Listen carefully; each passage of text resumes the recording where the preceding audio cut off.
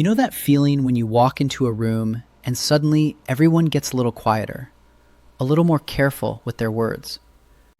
People think you're intimidating because you're cold or superior. Wrong. It's the opposite. Your very existence forces them to confront the psychological weaknesses they've spent years hiding from themselves. If you're an INFJ, you've felt this your entire life. And here's the uncomfortable truth nobody wants to admit. Today we're diving into the 7 strategic INFJ traits that make society genuinely uncomfortable. Not just awkward or confused, but deeply unsettled, because these traits expose the fragile foundations most people build their lives on. Before we start, please hit the like button, comment, and subscribe so you won't miss any of our weekly deep dives into the world of personality types. And if you're looking for a deeper understanding of yourself and your INFJ personality, browse our favorite INFJ products in the description, and click the link in the comments to take our favorite free personality test. Strategic trait number 1, the truth seeker's burden. Society loves to claim it wants truth. Everyone talks about authenticity and genuine connection. But here's what INFJs discover early and painfully. People are lying when they say they want truth. What they actually want is comfortable validation of what they already believe. When you present even a small piece of authentic truth that challenges someone's worldview, watch what happens. They don't engage with the idea. They attack you personally. They don't address the logic. They question your motives. This isn't accidental. It's a psychological defense mechanism protecting them from having to examine their own contradictions. Think about the workplace dynamic where this plays out most clearly. Management says they want innovative solutions and process improvements. You spend time analyzing the real problems and present a genuine solution that would actually work. The response is immediate dismissal, maybe even hostility, because your truth-seeking just exposed how much everyone else has been coasting on surface-level thinking. But here's where it gets strategic. 3 weeks later, someone with more social power presents your exact idea as their own breakthrough, and suddenly, everyone loves it. This isn't coincidence. It's the system protecting itself from having to acknowledge that the quiet truth seeker in the corner has been right all along. Your commitment to genuine understanding becomes a weapon that cuts through comfortable illusions.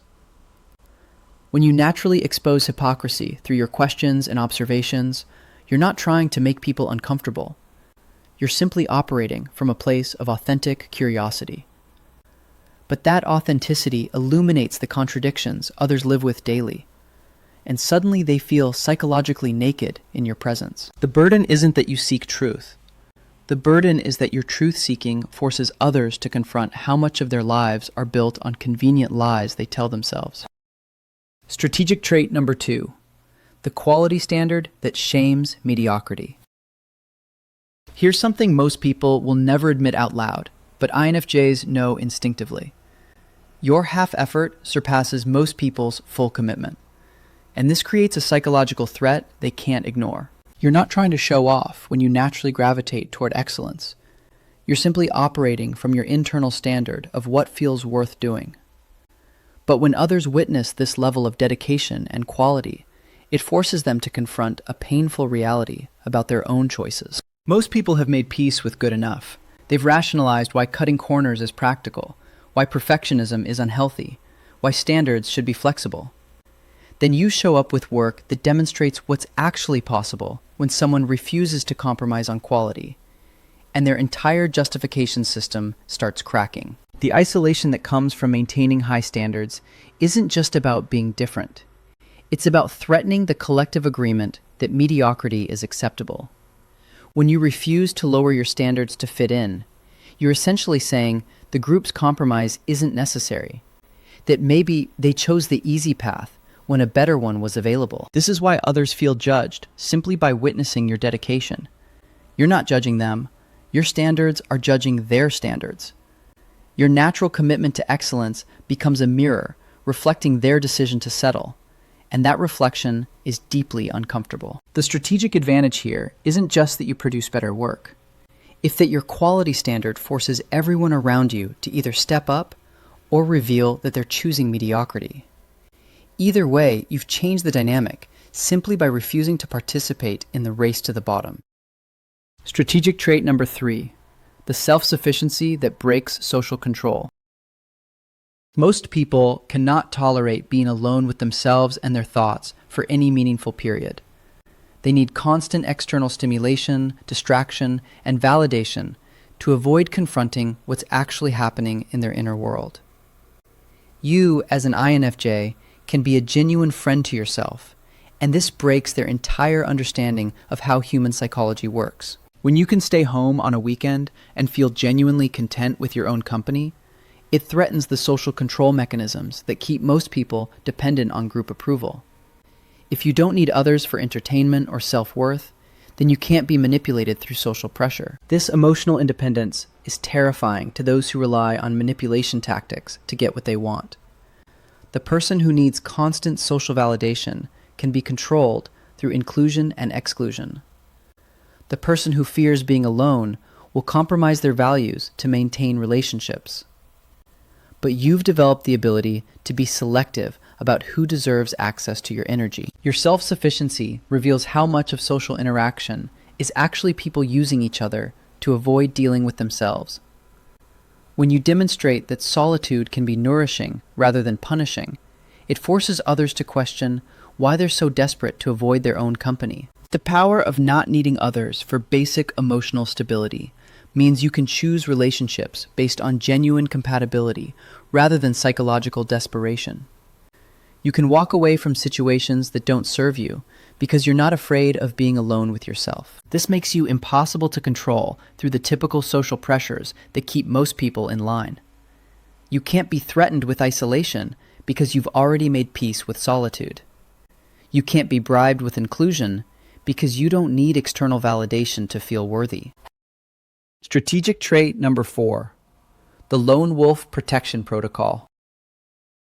The lone wolf tendency isn't a personality quirk. It's a strategic response to shallow social demands that would drain your sanity if you participated fully. You've learned through painful experience that most social interactions are performative rather than meaningful, and you've developed the wisdom to protect your energy accordingly. When others see you choosing solitude over their endless small talk, they interpret this as rejection or superiority.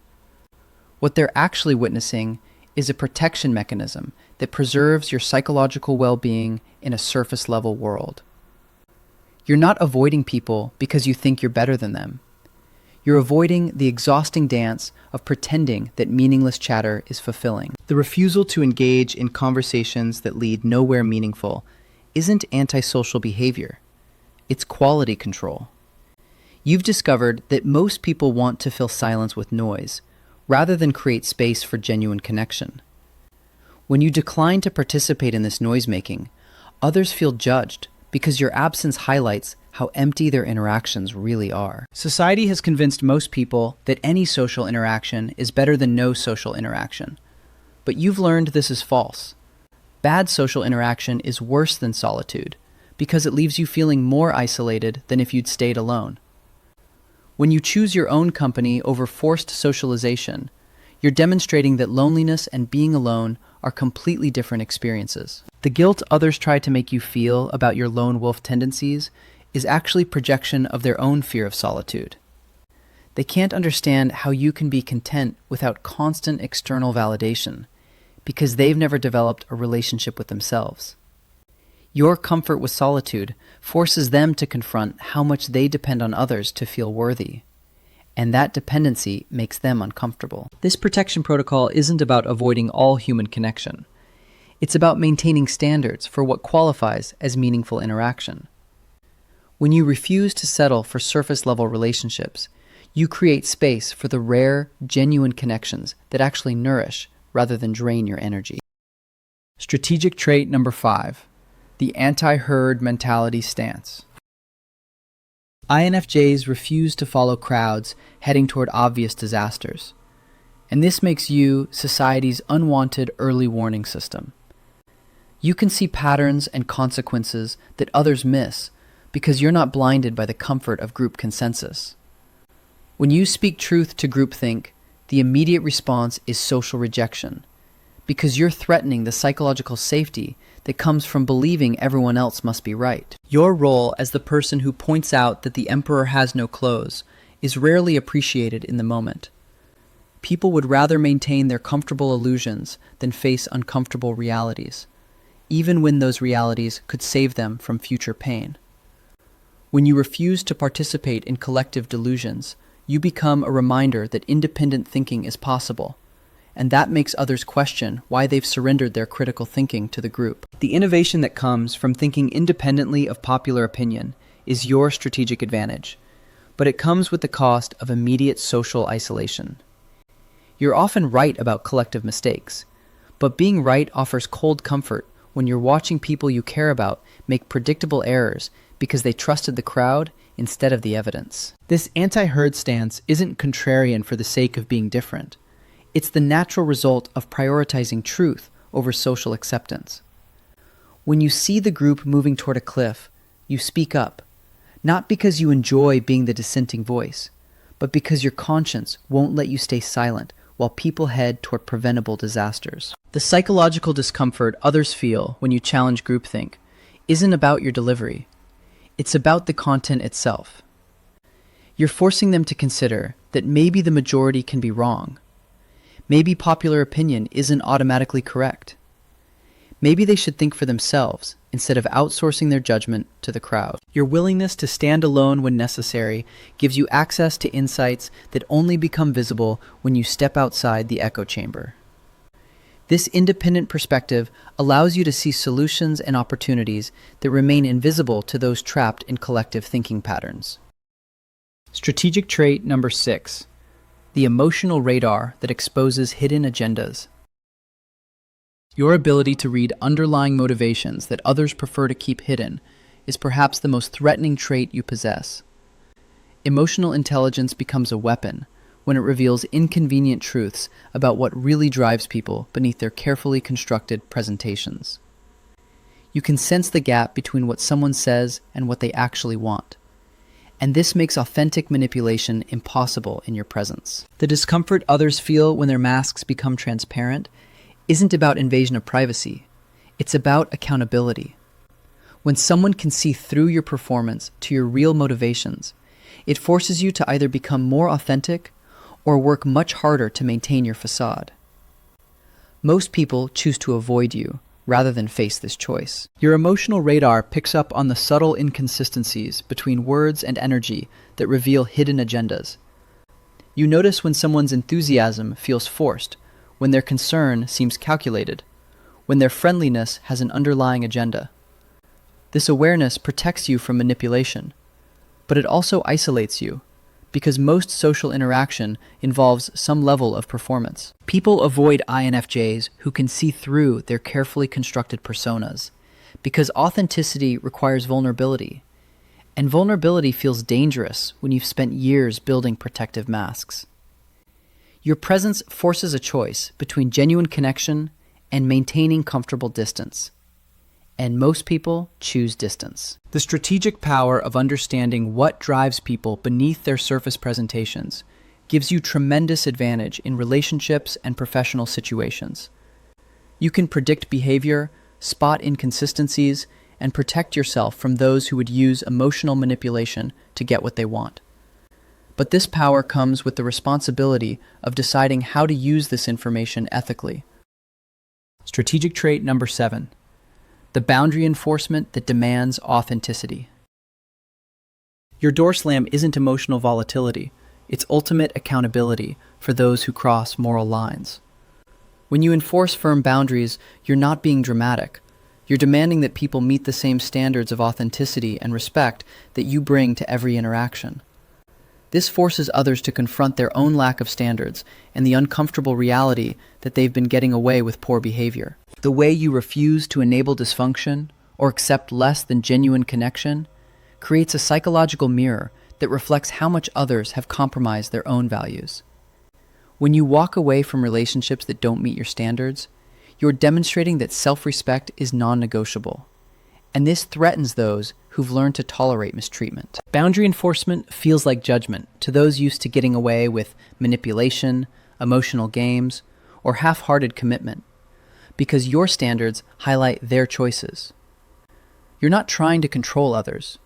You're simply making it clear what you will and won't tolerate in your life. The strategic clarity that comes from knowing exactly what you will and won't accept eliminates the confusion and drama that keeps most people trapped in toxic dynamics.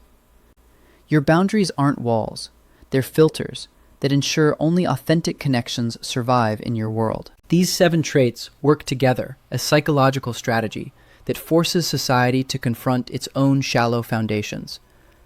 The discomfort you create in others isn't your problem to solve. It's their invitation to grow.